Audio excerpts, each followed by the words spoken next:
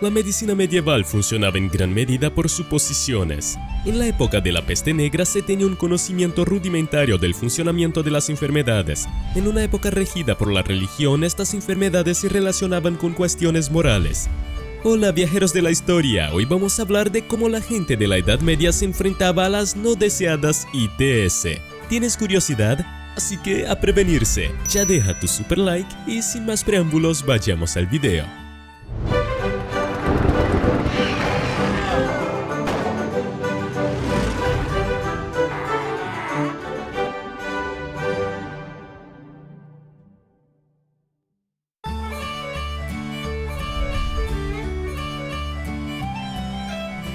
ETS como castigo por actos inmorales. Sin una base sólida para saber qué causaba las enfermedades, los medievales tuvieron que inventar sus propias teorías sobre cómo se propagaban. En el caso de las personas que contraían ITS y que eran conocidas por frecuentar establecimientos nocturnos, algunos podrían suponer que las enfermedades no fueron causadas por el contacto físico, sino por el pecado cometido. Aunque las relaciones íntimas se consideraban pecaminosas, las personas que las utilizaban como forma de trabajo eran algo más toleradas. A pesar de esto, el pecado tenía consecuencias y muchos creían que la fornicación llevaba castigos físicos, lo que ahora llamamos ETS.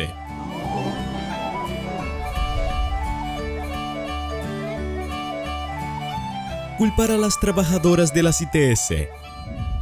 Como la Europa medieval era una sociedad cristiana y patriarcal, las mujeres eran consideradas más débiles e inferiores. A menudo se consideraban tentaciones en el mal sentido del término. Las trabajadoras nocturnas no eran tratadas con respeto, especialmente en lo que respecta a las ITS. A menudo se las consideraba portadoras de las enfermedades y se les podía prohibir la entrada a los baños por ser portadoras de la enfermedad ardiente.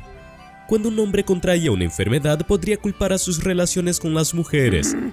No con una sola mujer que pudiera portar la enfermedad, sino con todo el género, y por lo tanto recurrir a relacionarse con hombres para evitar futuras contracciones.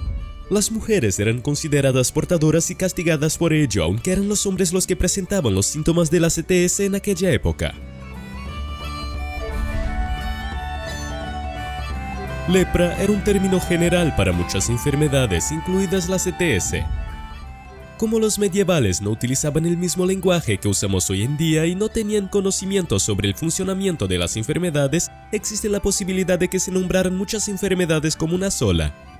La lepra era un diagnóstico común para cualquiera que apareciera con una erupción que se considerara potencialmente leprosa. Del mismo modo, incluso la sífilis, una ETS claramente diferente, se consideraba causada por una joven trabajadora que se relacionaba con un leproso.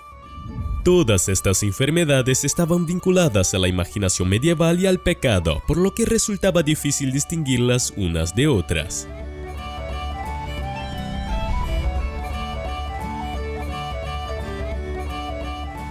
Preservativos. Ya en el siglo XVI, el italiano Gabriele Falloppio desarrolló un preservativo específicamente para la prevención de la sífilis. Hecho de lino y empapado en productos químicos, el invento resultó muy eficaz. En la fase de prueba, ninguno de los 1100 hombres que lo utilizaron contrajo la sífilis. El preservativo se sujetaba con una cinta rosa que también pretendía atraer a las mujeres. Aunque no hay mucha información sobre la amplitud de su uso, los preservativos tienen una larga historia. Falloppio no fue ni el primero ni el último en desarrollar un objeto que intentara prevenir el embarazo y la enfermedad.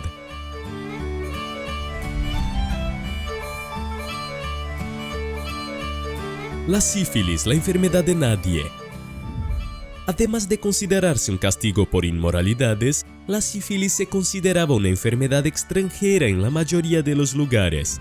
En Italia, Alemania e Inglaterra la llamaban la enfermedad francesa.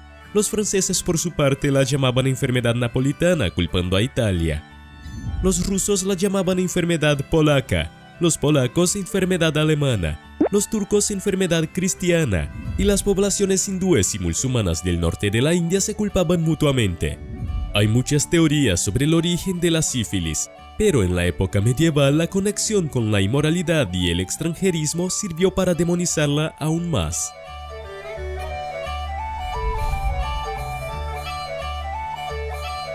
¿Cuántas ITS había en la época medieval?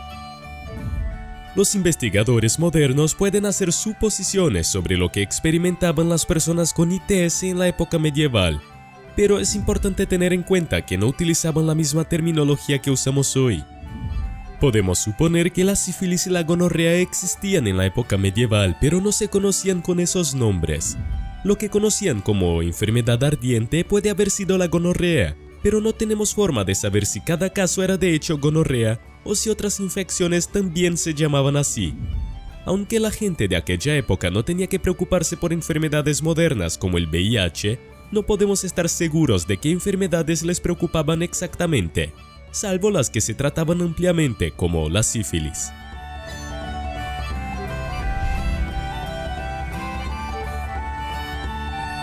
¿Tratamiento? Mejor no.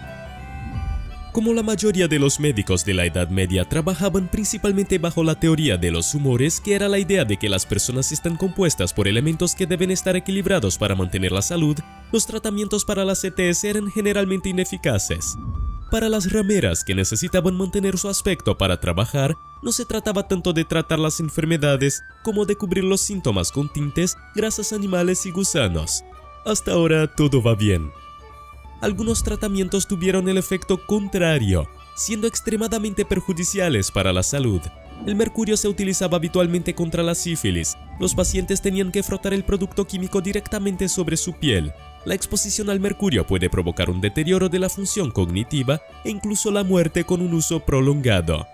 También se propusieron como tratamientos la colocación de sanguijuelas o incluso golpear las partes íntimas con un objeto pesado, ninguno de los cuales tuvo un efecto real sobre las ITS, como era de esperar.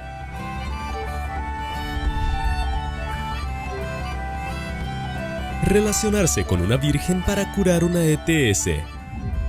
Aunque los médicos medievales no entendían cómo funcionaban las ETS, tenían muchas propuestas de cura.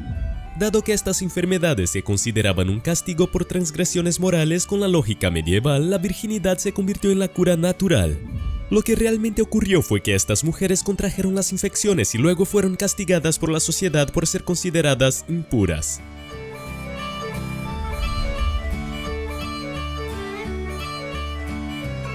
Tratamientos exclusivos.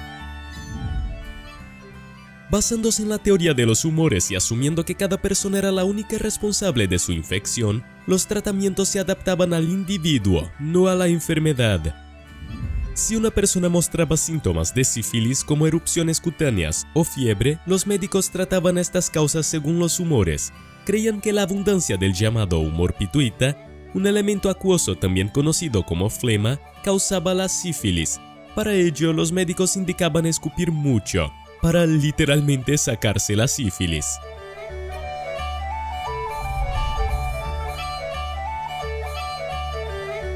Vinagre y orina como tratamientos.